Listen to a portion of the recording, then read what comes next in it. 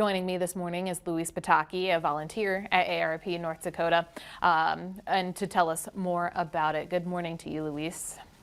Good morning. Good morning to you. Okay, so we're talking about post office scams. What is the big thing we have to look out for here, Luis? Right now, the thing that we're seeing most frequently is a scam involving text messages. An individual will receive a text message telling them that they have something coming in the mail, and they need to click on a link and respond in order for the Postal Service to deliver that package or that item. This type of scam is referred to as smishing.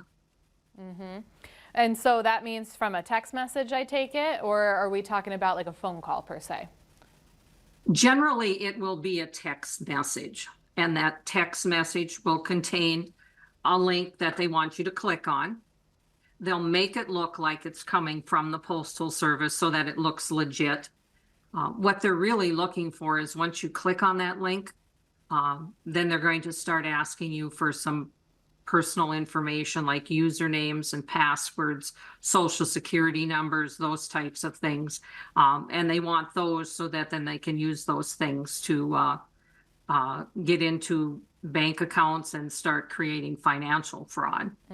I'll tell you what, Luis, during Christmas time, I knew I had some packages coming, and then once they were delivered, obviously I wasn't expecting any, but once I wasn't expecting any, I got so many texts saying my package is delayed, and I'm like, no, it's not. Whether it was USPS or even UPS, it was just not good. So I didn't click the link and I'm okay, right? But they want you to fall into that trick.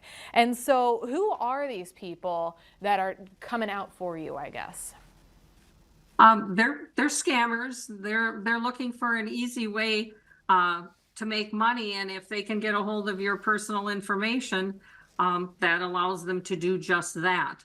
So we just need to be vigilant before we start clicking on things to make sure that it is legitimate.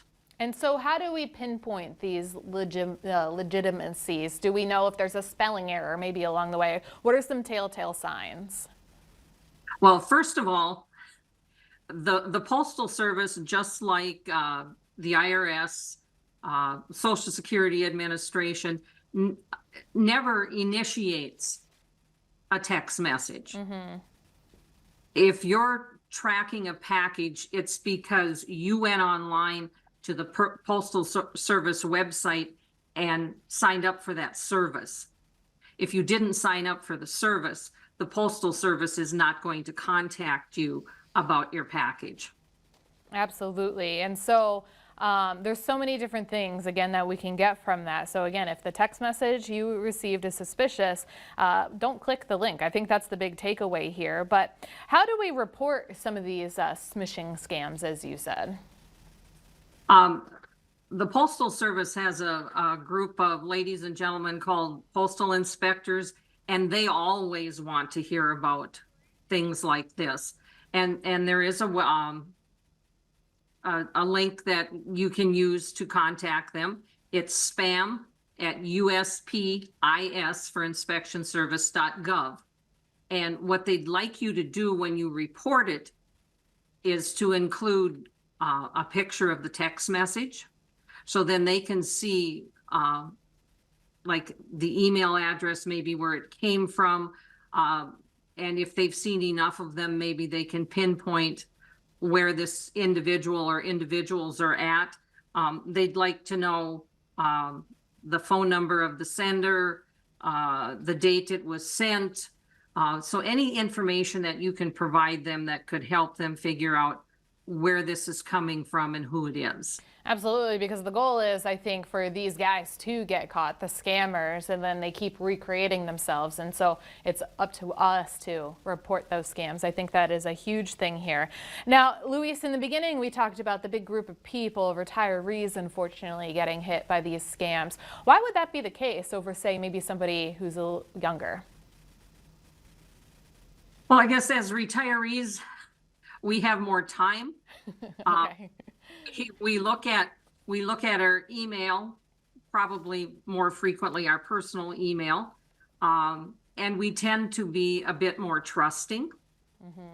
We just assume that, oh, it says US Postal Service, so it must be okay. And really, without taking a second look at the email, we just click on it, and before we know it, we're giving out information that could harm us.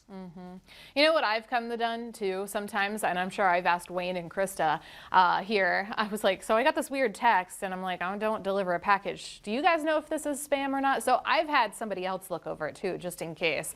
And so maybe that's a good tip to follow by here. Luis, where can we find more information, whether it's fraud, scams, and everything from AARP?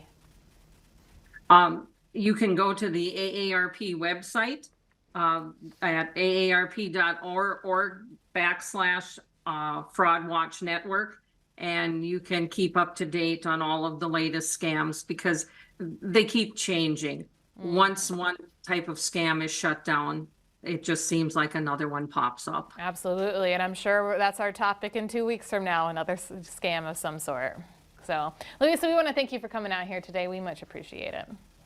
You're welcome. Thank you. Keep it here.